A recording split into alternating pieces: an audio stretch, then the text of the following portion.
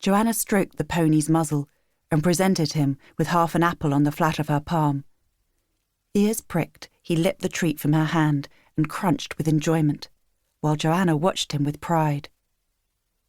Usually, when the court took to the roads, she travelled in a covered cart, but her Uncle Gilbert had given her this pretty dappled grey gelding with a red bridle and saddle. He said good riding skills were important, for her mother had been a marshal, and every member of her maternal family was born to horsemanship.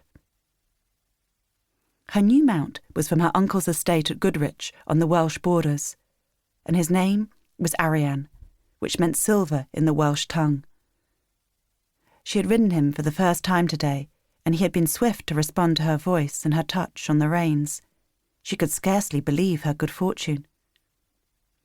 "He's a beauty," Johan said, with reluctant admiration, leaning against the stable door, arms folded.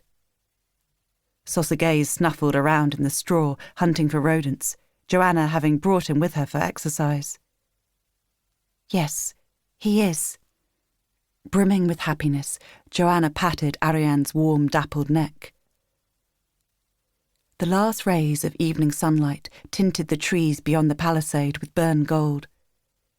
A man led a donkey towards the kitchens, 2 side panniers mounted with chestnuts from the woods. "Of course, he is far too small for me," Johan said, condescendingly. "Uncle Gilbert lets me help with the destriers." It wasn't strictly true.